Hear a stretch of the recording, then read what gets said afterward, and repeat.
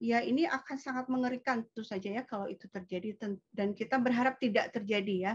Karena pada akhirnya tentu rakyat sipil yang akan jadi korban dari berbagai pihak ya. Jadi Ukraina itu kan sekitar 77% itu etnis Ukraina gitu.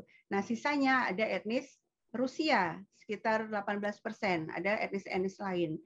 Nah, apapun yang terjadi, orang-orang yang berperang, milisi-milisi berdatangan misalnya, seandainya itu terjadi, yang jadi korban tentu adalah rakyat. Kelompok neonazi itu kan bukan kelompok mayoritas, ya kan?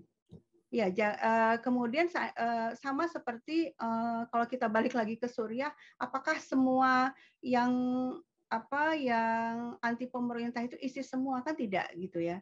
Jadi kelompok itu mungkin kecil, tapi itu bisa efek perusakannya sangat besar, dan sehingga kita tidak berharap itu terjadi. Semoga Rusia juga kan sudah menyatakan mau bernegosiasi gitu kan.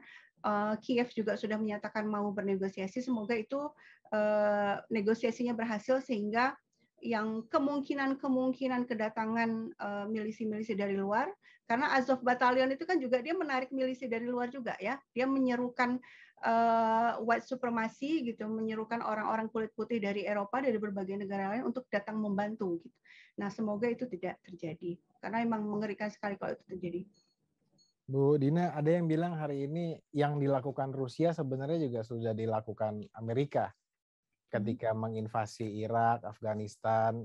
Cuma memang penentangan dunia internasional kepada Amerika pada saat itu tidak sederas mereka menentang Rusia. Apakah Anda setuju dengan pendapat itu, Bu Dina? Enggak lah, itu salah banget ya pendapat seperti itu. Kenapa? Misalnya Amerika Serikat menginvasi Irak 2003 itu tanpa izin PBB dengan tuduhan bahwa Irak memiliki senjata pembunuh massal, dan ternyata enggak kan? Ya, ternyata tidak.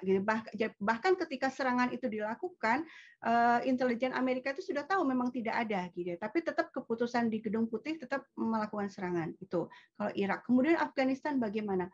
Afghanistan waktu itu diserang oleh Amerika Serikat 2001 dengan alasan pemerintah Afghanistan waktu itu Taliban itu tidak mau menyerahkan Usama bin Laden.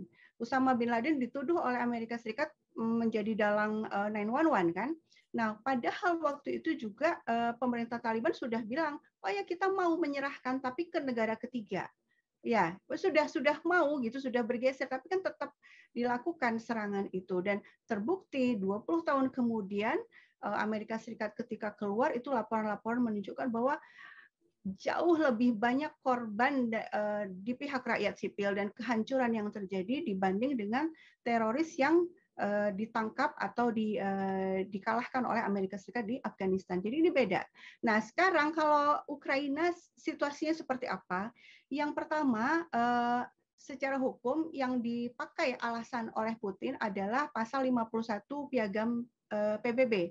Apa itu? Kalau sebuah negara diserang, negara tersebut boleh membela diri baik sendirian maupun kolektif.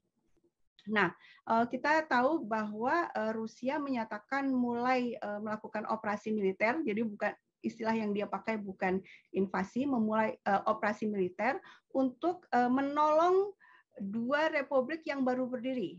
Ya, apa itu Republik Donetsk ya dan Luhansk ya, dua itu. Nah, ketika dua ini sudah menyatakan diri sebagai satu negara independen, sebagai sebuah negara independen, itu ketika diserang itu berarti punya hak menurut Piagam PBB pasal 51 punya hak untuk membela diri dan punya hak untuk meminta bantuan dari Rusia. Nah, hukum yang dipakai itu ya, hukum internasional yang dipakai landasan oleh Putin adalah itu gitu. Jadi kondisinya jauh berbeda sebenarnya. Terima kasih sudah nonton. Jangan lupa like, subscribe, dan share ya.